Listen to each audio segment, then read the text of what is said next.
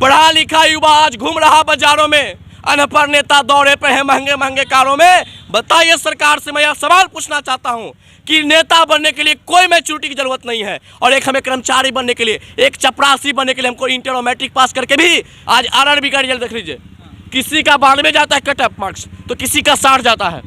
मतलब कि ये हो चुका है कि 60 नंबर लाने वाला ऑफिस में बैठेगा, दफ्तर में बैठेगा, और 90 लाने वाला व्यक्ति रोड पर सड़क सब्जी बेचेगा। ये कैसी संविधान है? 100 में 100 लिखेंगे तब हमारी नौकरी होगी, वरना हम सड़कों पर इसी प्रकार फेंका हुआ रहेंगे, सब्जी बेचेंगे, चाट बेचेंगे, समोसे बेचेंगे। ये चाय बेचने वाली सरकार अब हम लोग से भी चाय बेचवाने की तैयारी में लग चुका है। 10 लाख रोजगार की बात करता था, क्या आज आपके मुंह में टेप लग गया? आप नहीं सवाल पूछ सकते क्या आरआरबी में इतना बड़ा घोटाला क्यों होता है? अगर मैं अपने न्याय खातिर, अपने रिजल्ट के लिए अगर सड़कों पर उतरेंगे तो यह हिटलर शाही शासन के तहत हम लोग को लाठीचार्ज करके जेल भेजा जाता है। स्कूल कोचिंग को बंद कर दिया गया, इसके लिए कोई गाइडलाइन नहीं, क्योंकि स्कूल से ही कोरोना बढ़ता है। बाकी नेताजी उत्तर प्रदेश से बिहार, बिहार से दिल्ली आते जाते रहेंगे, कोई कोरोना नहीं है। कि बिहार पुलिस में पूरे रिजल्ट में सबसे अधिक किसी का जनसंख्या होगा तो वो नालंदा डिस्ट्रिक्ट का होता है। क्यों? क्योंकि उस जिले से मुख्यमंत्री जी आते हैं। बाकी पढ़ा लिखा हर युवाओं को सपने पे बुलडोजर से रौंद दिया जाता है, युवा छटपटा के मर जाते, कितने लोग तो फांसी लगा के मरते। इसके जिम्मेदार कौन है? मैं सरकार से सवाल पूछना चाहता हूँ। छांट के 300 कर दिया गया, अब 300 में भी उसका सिलेबस को छांट के छोटा कर दिया गया है। मतलब कि आप पूर्ण पढ़ाई नहीं पढ़ोगे, पूर्ण इतिहास नहीं पढ़ोगे, और जब पूरे नहीं पढ़ पाओगे तो हमारे खिलाफ नहीं बोल पाओगे। सरकार का ये नीति चल रहा है, युवाओं को ठगने का नीति चल रहा है। कन्हैया कुमार तो गायब चल रहे हैं, वो तो पता भी नहीं चल रहा है। आप पे जो लगा हुआ था कलंक देशद्रोह का, कम से कम आप तो युवाओं के लिए आवाज उठा के इस कलंक को मिटा सकते थे ना। ख्वाब टूट गए हैं नौकरी के इंतजार में, अब नजरें भी झुक गए हैं अपने ही परिवार में। किसको बताऊं अपना दर्द दिल का हाल, अब उम्र भी बीत गया है नौकरी के आस में। जी हाँ, ये लाइनें आज के युवाओं पर बिल्कुल फिट बैठ रही है। जिस तरह से बिहार में युवाओं का हाल है और परीक्षाओं में धांधली देखी जा रही है, उसको लेकर ये बात कही जा सकती है कि अब जो है युवाओं को नौकरी मिलना बिहार के नीतीश सरकार में बहुत मुश्किल हो रहा है। आरआरबी एनटीपीसी के रिजल्ट में जिस तरह से धांधली देखने को मिली है, पूरा युवा वर्ग जो है इसको लेकर आक्रोशित है और लगातार सरकार से इसको लेकर आवाज़ें उठाई जा रही है।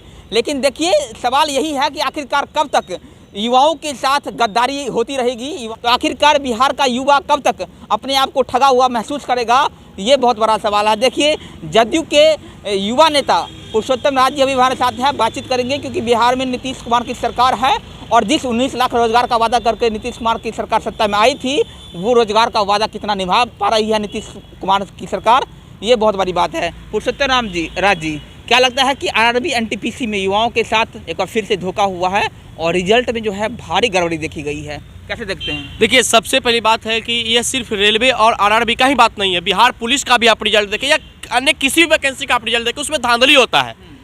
और खास तौर पे भारत सरकार और बिहार सरकार इस धांधली को आज तक नहीं रोक पाए। कारण क्या है ये हम भी नहीं जानते हैं। कारण इनका यही हो सकता है कि आज के युवाओं को बेरोजगारी करके सड़कों पर लाकर छोड़ देंगे, युवा को मजबूरन यह पार्टी के झंडा ढोवाएंगे। ऐसी मजबूरी में स्थिति में लाकर पार्टी में लोग रखते हैं। युवाओं को कहीं कोई इज्जत नहीं दे रहा है आज के समय में, या पार्टी में हो या नौकरी में हो या शिक्षा में हो। आज किस प्रकार से मानसिक रूप से युवाओं को प्रेरित किया जाता है आप देख लीजिए।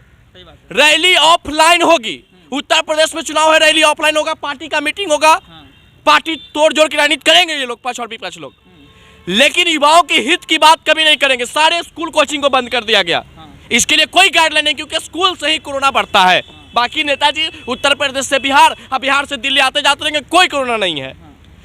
उसके बाद खास तौर पे देखा जाए तो जो पहले का सेमेस्टर होता था, मैट्रिक और इंटर का देख लीजिए, पहले 600 मार्क्स का होता था एग्जाम, छांट के 300 कर दिया गया। अब 300 में भी उसका सिलेबस को छांट के छोटा कर दिया गया है। मतलब कि आप पूर्ण पढ़ाई नहीं पढ़ोगे, पूर्ण इतिहास नहीं पढ़ोगे, और जब पूरे नहीं पढ़ पाओगे तो हमारे खिलाफ नहीं बोल पाओगे। सरकार का ये नीति चल रहा है, युवाओं को ठगने का नीति चल रहा है। इसी कारण तो मैं कई बार से मैं अपने ही पार्टी के खिलाफ करता हूँ। हमें जदयू से कोई मतलब नहीं, आज फिर बोल देते हैं हम अपने जदयू से मोह भंग कर लिए हैं, क्योंकि हमारी पहचान एक युवाओं से है और हम अपने युवाओं की लड़ाई लड़ेंगे।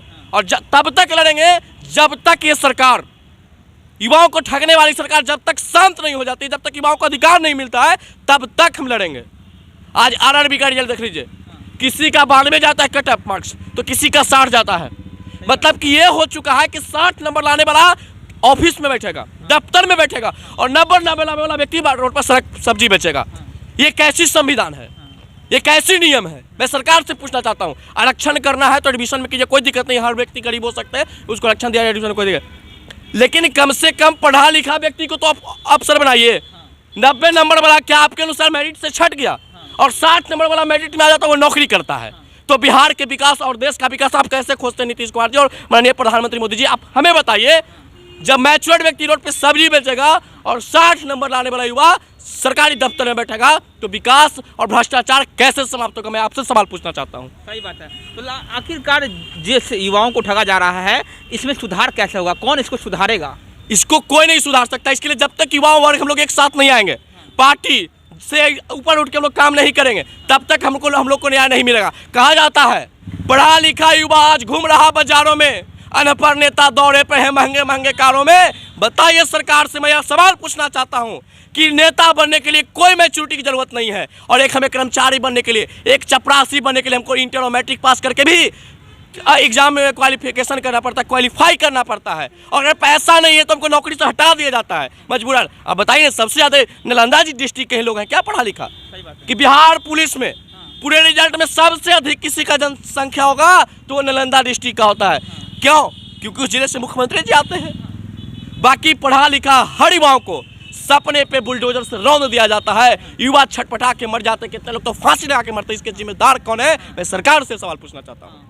सही बात इन्होंने बोला है कि पता नहीं कितने युवाओं ने रोजगार की तलाश में अपनी जान की आहुति दे दी, लेकिन उन युवाओं को देखने वाला, उन युवाओं को सुनने वाला आज के तारीख में कोई भी ऐसा नेता नहीं है। देखिए, वादे तो लंबे लंबे किए जाते हैं, लेकिन आखिरकार उन युवाओं का ध्यान कितना रखा जाता है, ये बहुत बड़ा सवाल है। पुरुषोत्तम राज जी ने जो सवाल उठाया है वो बहुत ही वाजिब सवाल है, और इसको लेकर लगातार कई युवा संगठन जो है आवाज़ उठा रहे हैं, कई युवा जो है वो सड़कों पर आए दिन रहते हैं। लेकिन नीतीश कुमार की सरकार हो या फिर केंद्र की मोदी सरकार, सभी जो है वो मौन धारण की हुई है। तो आखिरकार युवाओं को रोजगार कैसे मिलेगा, आखिरकार भ्रष्टाचार कैसे दूर होगा, इसको लेकर बात होनी चाहिए थी। लेकिन अफसोस कि ये बिहार है जनाब, यहाँ पर इन चीज़ों पर बात नहीं होती है। क्या लगता है कि युवा जो है वो सिर्फ ठगने के लिए, सिर्फ वोट बैंक की राजनीति करने के लिए है?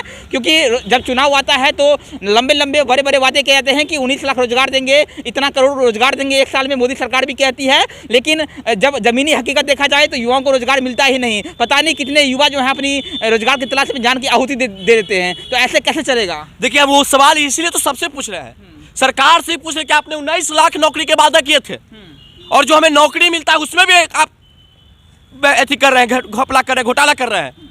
वो भी 25 सरकार जो 19 लाख रोजगार की बात, 10 लाख रोजगार की बात करता था, क्या आज आपके मुंह में टेप लग गया? आप नहीं सवाल पूछ सकते क्या ऑडिट में इतना बड़ा घोटाला क्यों होता है? अगर मैं अपने न्याय खातिर, अपने रिजल्ट के लिए अगर सड़कों पर उतरेंगे तो ये हिटलर शाही शासन के तहत हम लोग को लाठी चार्ज करके जेल भेजा जाता है। आप किसी भी चीज़ को देख लीजिए, कुछ दिन युवाओं ने बिहार पुलिस के रिजल्ट के लेकर धरना पर, प्रदर्शन पर बैठा, कुछ दिन युवाओं ने टीटी के रिजल्ट के लेकर धरना पर बैठा, उसका हरस क्या हुआ आप बताइए? सबको पीट पीट के जेल भेजा गया, सबको सड़कों पे मार के, जैसे लग रहा है कि हमने अपराधित्व के लोग हैं। एक सरकार इस प्रकार से हम लोग को पीटती है जैसे लगता है कि हम लोग दूसरे देश से आए हैं, हमें भारत पे अपना अटैक करना चाहते हैं, राष्ट्र पे अटैक करना चाहते हैं। अरे आप पकड़िए ना अपराधी को, तो आप इतना मार नहीं मारते हैं। अपराधी तो सड़कों पे खुलेआम घूम रहा है, डेली मर्डर हो रहा है। कहाँ जाता है आप लोग का लाठी, कहाँ आप लोग का गोली जाता है? लेकिन हमेशा ये छात्रों पर पीटा जाता है। जब चुनाव आता है तो लॉलीपॉप धरा दिया जाता है, और युवाओं से भी हम कहना चाहते हैं कि जो लॉलीपॉप के चक्कर में पड़ के वोट देता है, आज आप देख लीजिए, अगर आज नहीं जागे तो आने वाला समय में आपको इस प्रकार से सपनों को बुलडोजर से रौंद दिया जाएगा कि उठ भी नहीं पाइएगा। लेकिन बड़ा सवाल ये है पुरुषोत्तम राज जी कि आखिरकार विश्वास किस पर किया जाए, क्योंकि कोई चेहरे पर तो लिखा नहीं होता है कि ये धोखेबाज नेता निकलेगा। क्योंकि नीतीश कुमार की सरकार जो है लगातार वादा कर रही थी, युवा ने उन पर विश्वास किया, लेकिन वो विश्वासघाती निकल गए। तो आखिरकार विश्वास कैसे किया जाए, युवा कैसे बढ़िया सरकार चुनेगी? युवाओं को सबसे पहले एकजुट होने की आवश्यकता है।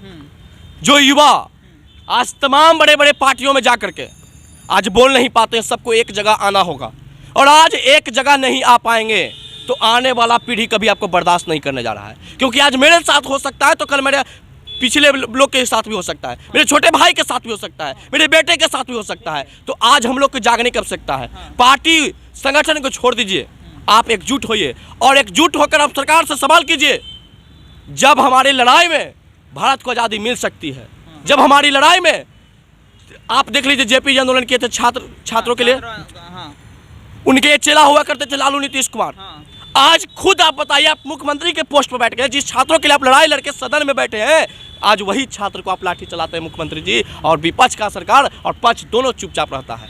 युवाओं को आखिर किस पे ध्यान, किसी को कोई नहीं युवाओं को देखने जा रहा है। युवा नेता बहुत है बिहार में, नेता प्रतिपक्ष तेजस्वी यादव है, चिराग पासवान है, चिराग पासवान तो दिखाई भी देते हैं, और कन्हैया कुमार जो कांग्रेस के नेता है वो तो बड़े बड़े वादे करके बिहार में आए थे कि हम ऐसे आवाज़ उठाएंगे युवाओं के लिए, लेकिन युवा नेता वो सिर्फ नाम के हैं, युवाओं के लिए वो आवाज़ उठाते हैं। कन्हैया कुमार के बारे में क्या कहना चाहेंगे? कोई नहीं आवाज उठाता, कन्हैया कुमार तो गायब चल रहे हैं। हाँ, वो तो पता भी नहीं चल रहा है। आप पे जो लगा हुआ था कलंक देशद्रोह का, कम से कम आप तो युवाओं के लिए आवाज उठा के इस कलंक को मिटा सकते थे ना। हाँ, आप युवा नेता थे, आप भी उसी कठिनाई को झेल के आप यहाँ तक पहुंचे हैं जो कठिनाई आज हम लोग झेल रहे हैं। तो आज आप आवाज नहीं उठा रहे हैं। चुनाव होगा और चुनावी मेढक की तरह पाएंगे, मंच से गड़गड़ाना शुरू कर देंगे कि युवाओं बेरोजगार है, युवाओं बेरोजगार है। मंच पे सिर्फ भाषण देने से युवाओं को रोजगार नहीं मिल जाएगा, आपके सड़कों से लेकर सदन तक लड़ाई लड़नी पड़ेगी। बहुत सारे युवा मंत्री बैठे हुए बिहार में भी और केंद्र में भी है युवा मंत्री, उनको सवाल उठाना चाहिए था युवाओं के लिए। और खास तौर पे आरआरबी में जिस प्रकार से हम कट ऑफ मार्क्स देख रहे हैं, हमें भी रुवाई बढ़ता है। क्या बताइए, 100 में 100 लिखेंगे तब हमारी नौकरी होगी, वरना हम सड़कों पर इसी प्रकार फेंका हुआ रहेंगे। सब्जी बेचेंगे, चाट बेचेंगे, समोसे बेचेंगे। ये चाय बेचने वाली सरकार अब हम लोग से भी चाय बेचवाने की तैयारी में लग चुका है। ये हम तो कहना चाहते हैं साफ तौर पे। बहुत बढ़िया, चलिए बहुत बढ़िया। ये थे हमारे साथ जदयू के युवा नेता पुरुषोत्तम राज जी, अपने ही सरकार से खफा है और लगातार अपने ही सरकार पर ताबड़तोड़ सवाल दाग रहे हैं। गुस्सा इनका साफ जाहिर है युवाओं को लेकर, क्योंकि जिस तरह से युवाओं को ठगा जा रहा है, युवा अपने आप को ठगा हुआ महसूस कर रहे हैं और उनको देखने वाला कोई नहीं है। इनका गुस्सा जो है वाजिब है, और लगातार देखिए जिस तरह से एग्जाम में रिजल्ट में धांधली की जा रही है, उसको लेकर जो है युवा वर्ग में भी खासा नाराजगी देखी जा रही है। और युवा जो है आए दिन सड़कों पर रहते हैं, पुलिस की ताबड़तोड़ लाठियाँ खाते हैं, लेकिन इन सब चीज़ों पर किसी भी नेता का ध्यान नहीं है। तो आखिरकार कब तक युवाओं को ठगा जाएगा, ये सबसे बड़ा सवाल है। मेरा नाम वरुण झा है, आप सफर बिहार देख रहे थे। बहुत बहुत धन्यवाद।